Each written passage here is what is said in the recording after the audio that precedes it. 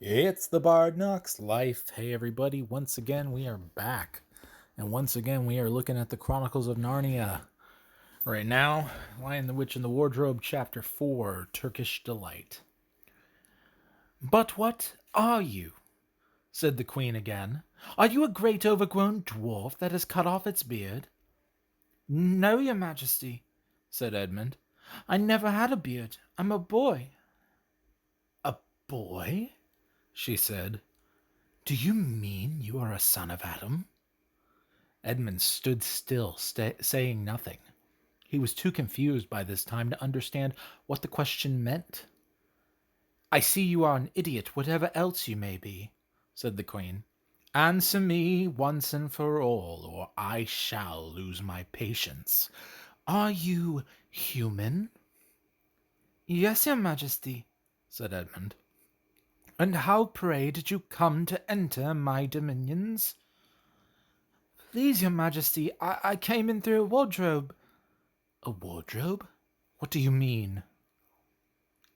I opened a door and just found myself here, your Majesty, said Edmund. Ha! Said the Queen, speaking more to herself than to him.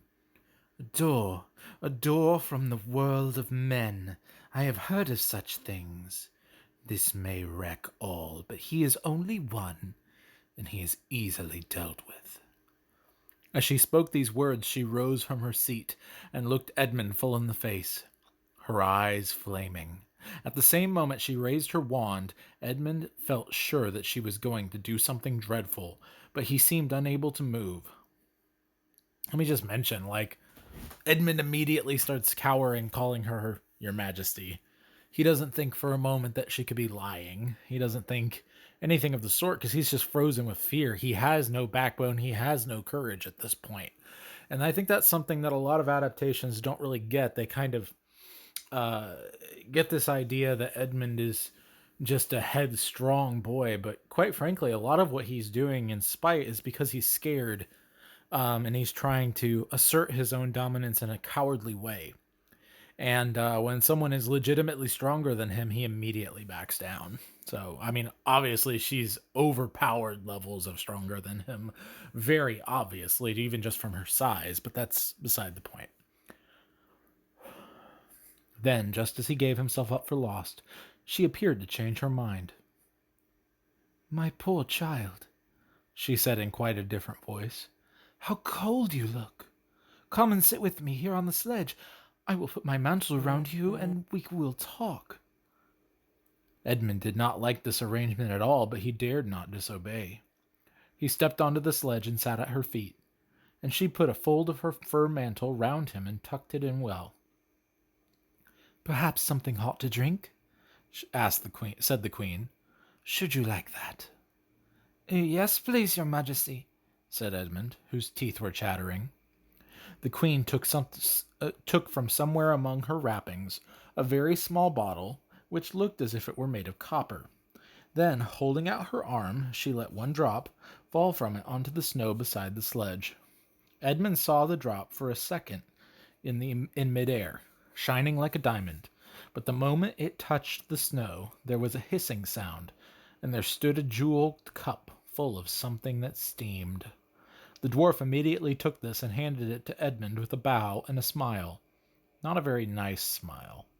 Edmund felt much better as he began to sip the hot drink. Because it's taking hold of him, y'all. Just saying. Already, just the drink. A lot of people miss the drink. They go immediately to the Turkish Delight. But the drink is a kindness. She's using a kindness to win him over. This is what evil does. They use kindness first. And it's very hard, because of that, to keep an eye out on something evil. It was something he never tasted before, very sweet and foamy and creamy, and it warmed him right down to his toes.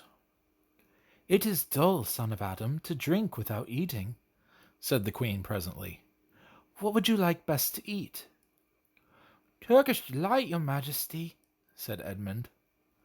The Queen let another drop fall from her bottle onto the snow, and instantly there appeared a round box tied with green silk ribbon, which, when opened, turned out to contain several pounds of the best Turkish delight. Each piece was sweet and light to the very center, and Edmund had never tasted anything more delicious. Let me just say, I love Turkish Delight. I know a bunch of people hating on Turkish Delight. I love the stuff. I think it's delicious, especially the proper old school rose powdered sugar kind, rose flavor powdered sugar kind. Just delicious, delightful. You should really look it up. A lot of people say it's gross. I don't understand them. Do they even like Jello? Anyway, he was quite warm now and very comfortable. While he was eating, the queen kept asking him questions. At first, Edmund tried to remember that it is rude to speak with one's mouth full, but soon he forgot about it, and this thought only of trying to shovel down as much Turkish delight as he could. And the more he ate, the more he wanted to eat. And he never asked himself why the queen should be so inquisitive. She got him to tell her that he had one brother and two sisters, and that one of his sisters had already been in Narnia and had met a faun there, and that no one except himself and his brother and sisters knew anything about Narnia. She seemed especially interested in the fact that there were four of them, and just kept coming back to it. "You are sure that there are just four of you?" she asked. "Two sons of Adam and two daughters of Eve, neither more nor less?" And Edmund, with his mouth full of Turkish delight, kept on saying, "Yes, I told you that before," and forgetting to call her Your Majesty, but she didn't seem to mind now.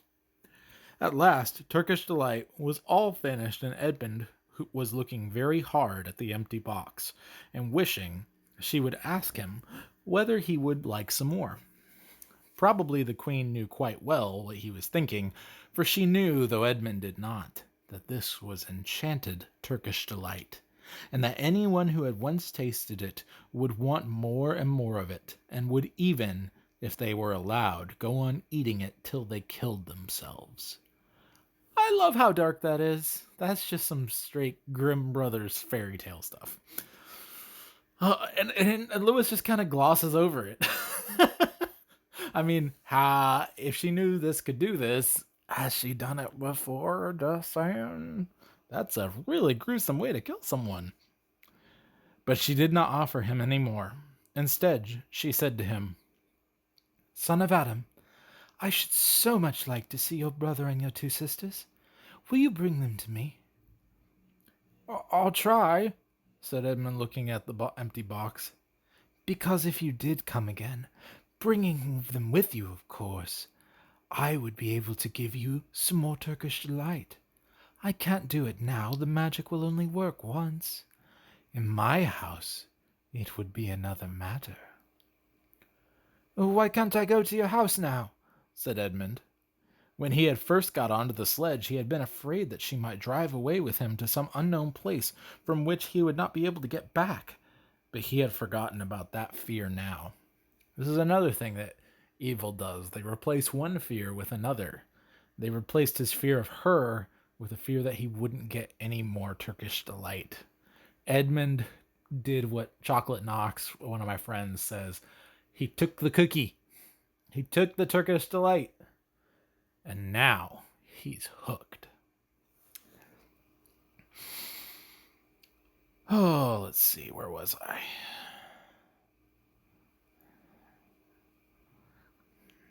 "Why can't we go to your house now?" said Edmund. Oh, yeah, okay, yep. "It is a lovely place, my house," said the queen. "I am sure you would like it. There are whole rooms full of Turkish Delight, and what's more, I have no children of my own. I want a nice boy whom I can bring up as a prince, and who would be king of Narnia when I am gone. While he was prince, he would wear a gold crown and eat Turkish Delight all day long, and you are much the cleverest and handsomest young man I've ever met. I think I would like to make you the prince, some day, when you bring the others to visit me." "Why not now?" said Edmund.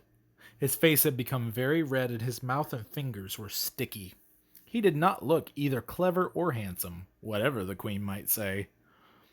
"Oh, but if I took you there now," said she, "I shouldn't see your brother and your sisters. I very much want to know your charming relations. You are to be the prince and later on the king. That is understood. But you must have courtiers and nobles. I will make your brother a duke and your sisters duchesses." "There's nothing special about them," said Edmund. "Anyway, I could always bring them some other time." "Ah, but once you were in my house," said the queen, "you might forget all about them. You would be enjoying yourself so much that you wouldn't want the bother of going to fetch them. No, you must go back to your own country now and come to me another day with them. You understand? It is no good coming without them." "But I don't even know my way back to my own country," pleaded Edmund. "That's easy," answered the queen. "Do you see that lamp?" She pointed with her wand. Edmund turned and saw the same lamp post under which Lucy had met the fawn. "Straight on, beyond that, is the way to the world of men. And now look the other way." Here she pointed in the opposite direction. "And tell me if you can see two little hills rising above the trees." "Well, I think I can." "Well, my house is between those two hills, so next time you come, you have only to find the lamp-post and look for those two hills and walk through the wood till you reach my house. But remember, you must bring the others with you. I might have to be very angry with you if you come alone." "I'll do my best," said Edmund. "And by the way," said the queen, "you needn't tell them about me. It would be fun to keep it a secret between us two, wouldn't it? Make it a surprise for them. Just bring them along to the two hills. A clever boy like you will easily think of some excuse for doing that, and when you have come to my house, you could just say, 'Let's see who lives here,' or something like that. I'm sure that would be best. If your sister has met one of the fawns, she may have heard strange stories about me, nasty stories that might make her afraid to come to me. Fawns will say anything, you know. And now—" "Please, please," said Edmund suddenly, "please, couldn't I have just one more piece of Turkish delight to eat on the way home?" "No, no," said the queen with a laugh. "You must wait till next time." While she spoke, she signaled to the dwarf to drive on, but as the sledge swept away out of sight, the queen waved to Edmund, calling out, next time, don't forget, come soon." Edmund was still staring after the sledge when he heard someone calling his own name, and looking round he saw Lucy coming toward him from another part of the wood. "Oh, Edmund," she cried, "so you got in too! Isn't it wonderful? And now—" "All right," said Edmund. "I see you were right. It is a magic wardrobe after all. I'll say I'm sorry if you like, but where on earth have you been all this time? I've been looking for you everywhere. If I'd known you had got in, I'd have waited for you," said Lucy, who was too happy and excited to notice how snappishly Edmund spoke or how flushed and strange his face was. "I've been having lunch with dear Mr. Tumnus the fawn. He's very well, and the White Witch has done nothing to him for letting me go, so he thinks she can't have found out, and perhaps everything is going to be all right, after all." "The White Witch," said Edmund. "Who's she?" "She is a perfectly terrible person," said Lucy. "She calls herself the Queen of Narnia, though she has no right to be queen at all, and all the fauns and dryads and naiads and dwarfs and animals, at least all the good ones, simply hate her, and she can turn people into stone and do all kinds of horrible things. and she has made a magic so that it is always winter in Narnia. Always winter, but never gets to Christmas. And she drives about on a sledge drawn by reindeer, with her wand in her hand and a crown on her head. Edmund was already feeling uncomfortable for having eaten too many sweets, and when he heard that the lady he had made friends with was a dangerous witch, he felt even more uncomfortable. But he still wanted that Turkish delight again, even more than he wanted anything else. See, that's the crazy part. Edmund totally knew Lucy was right. He could see it with his own eyes. He could tell that this woman was evil. A lot of people think she deceived Edmund. She didn't really deceive Edmund, so much as say, hey, look at this sin. Isn't it great? The Turkish delight is such an amazing metaphor for sin for this reason. The more you taste it, the more you want it. That's such a simple, basic idea. And this is how the White Witch and Satan kill people. Through consuming and performing so much sin that it kills them. And it is a gruesome way to go, like I said. Okay, let's see. Where were we at?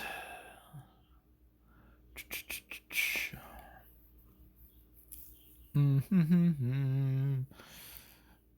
told you all that stuff about the White Witch? He asked. Mr. Tumnus the Fawn, said Lucy. You can't always believe what fawns say, said Edmund, trying to sound as if he knew far more about them than Lucy. Who said so? asked Lucy. Everyone knows it, said Edmund. Ask anybody you like. But it's pretty poor sport standing here in the snow. Let's go home. Yes, let's, said Lucy. Oh, Edmund, I am glad that you've got in too. The others will have to believe in Narnia now that both of us have been here. What fun it will be. But Edmund secretly thought that it would not be as good fun for him as it was for her. He would have to admit that Lucy had been right before all the others, and he felt sure the others would all be on the side of the fawns and the animals, but he was already more than half on the side of the witch. He did not know what he would say or how he would keep his secret once they were all talking about Narnia. By this time, they had walked a good way. Then, suddenly, they felt coats around them instead of branches, and the next moment, they were both standing outside the wardrobe in an empty room. I say, said Lucy, you do look awful, Edmund. Don't you feel well? I'm all right, said Edmund. But this was not true. He was feeling very sick. Come on, then, said Lucy. Let's find the others. What a lot we shall have to tell them. To tell them. And what wonderful adventures we shall have now that we're all in it together. All in this together. Anyway, chapter 5 is going to be back on this side of the door.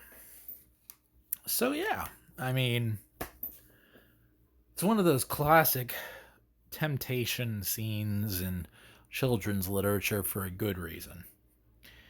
But Lewis makes it very clear, and I think this is something that especially secular people don't get when they read the book. It isn't that he was deceived. It was that he was tempted. He was tempted with delicious, wonderful sin. This is something that a lot of people don't get about Scripture. It isn't that Eve was deceived, or even that Adam was deceived by Eve. It is that Adam, the federal head, wanted the knowledge, the hidden knowledge, the secret, the delicious, wonderful, powerful secrets that God was keeping from him. It's the same thing Eve wanted too, but Adam could have redeemed Eve.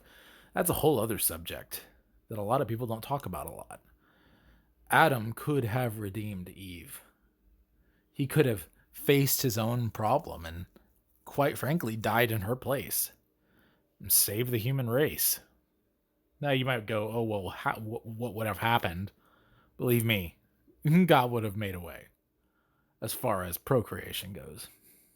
But this is the thing. People like to make excuses that they were deceived. But the fact is, sin is truly exquisite, like Turkish delight. But the far better thing that does not die or fade is a righteous life by the strength of Christ alone. And that's where we must rest. So anyway, with all that being said, it's the Bard Knox life. We'll see you next time.